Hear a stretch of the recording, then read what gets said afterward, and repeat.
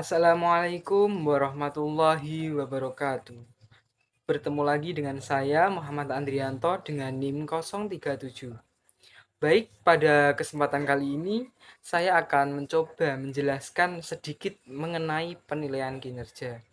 Yang pertama yaitu pengertian penilaian kinerja. Penilaian kinerja ialah suatu sistem formal yang terstruktur, yang mengukur, menilai, dan mempengaruhi sifat-sifat yang berkaitan dengan pekerjaan perilaku dan hasil, termasuk tingkat ketidakhadiran. Selanjutnya yaitu metode penilaian kinerja. Ada beberapa metode yaitu persiapkan data-data yang dibutuhkan, buat penilaian, diskusikan dengan atasan langsung, selenggarakan pertemuan dengan bawahan Anda, serahkan hasil penilaian kepada bawahan Anda, bahas hasil penilaian, dan informasikan rencana pengembangan. Selanjutnya yaitu kriteria penilaian kinerja. Yang pertama yaitu ciri-ciri. Tentunya ciri-ciri karyawan seperti sikap, penampilan, dan inisiatif merupakan dasar untuk evaluasi. Yang kedua yaitu perilaku. Ketika hasil dari tugas individu sulit untuk ditentukan, organisasi dapat mengevaluasi perilaku seseorang yang terkait dengan tugas atau kompetensi. Selanjutnya yaitu kompetensi. Kompetensi terdiri dari pengetahuan, keterampilan, sifat, dan perilaku, dan berhubungan dengan keterampilan intropersonal dan berorientasi bisnis. Selanjutnya yaitu pencapaian tujuan. Jika organisasi mempertimbangkan hasil akhir pencapaian tujuan sebagai suatu hal yang berarti, hasil pencapaian tujuan akan menjadi faktor yang tepat untuk dievaluasi untuk dibandingkan dengan standar. Baik, yang terakhir yaitu peningkatan potensi. Ketika organisasi mengevaluasi kinerja karyawan, kriteria difokuskan pada masa lalu, masa sekarang dibandingkan dengan standar. Selanjutnya yaitu proses penilaian kinerja. Ada beberapa tahapan untuk penilaian kinerja. Yang pertama yaitu rating scales, yaitu menilai kinerja pegawai dengan menggunakan skala untuk mengukur faktor-faktor kinerja. Selanjutnya yaitu critical incident.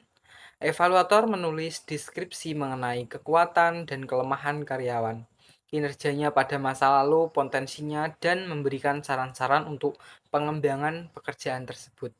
Selanjutnya yaitu work standard. Metode ini membandingkan kinerja setiap karyawan dengan standar yang telah ditetapkan sebelumnya atau dengan tingkat keluaran yang dihadapkan.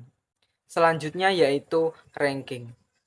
Penilai menempatkan seluruh pekerja dalam satu kelompok sesuai dengan peringkat yang disusun berdasarkan kinerja secara keseluruhan. Selanjutnya, forced distribution. Penilaian harus memasukkan individu dari kelompok kerja ke dalam sejumlah kategori yang serupa dengan sebuah distribusi frekuensi normal. Yang terakhir yaitu Behaviorally Assured Rating Scales atau BRS. Evaluator menilai pegawai berdasarkan beberapa jenis perilaku kerja yang mencerminkan dimensi kinerja dan membuat skalanya. Ada beberapa manfaat penilaian kinerja.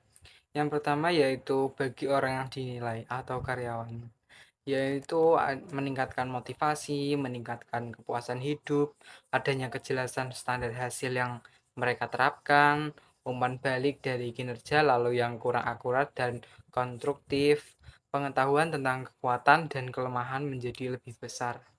Selanjutnya yaitu bagi penilai atau atasan, manajer, pemimpin, supervisor, konsultan, yaitu manfaatnya adalah kesempatan untuk mengukur dan mengidentifikasikan kecenderungan kinerja karyawan untuk perbaikan manajemen selanjutnya, kesempatan untuk mengembangkan suatu pandangan umum tentang pekerjaan individu dan departemen yang lengkap, dan memberikan peluang untuk mengembangkan sistem pengawasan baik untuk pekerja manajer sendiri maupun pekerjaan dari bawahannya.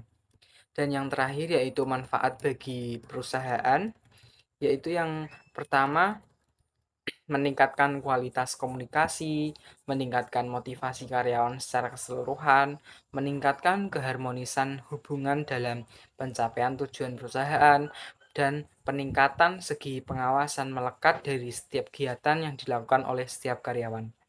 Sekian dari saya, kurang lebihnya mohon maaf. Wassalamualaikum warahmatullahi wabarakatuh.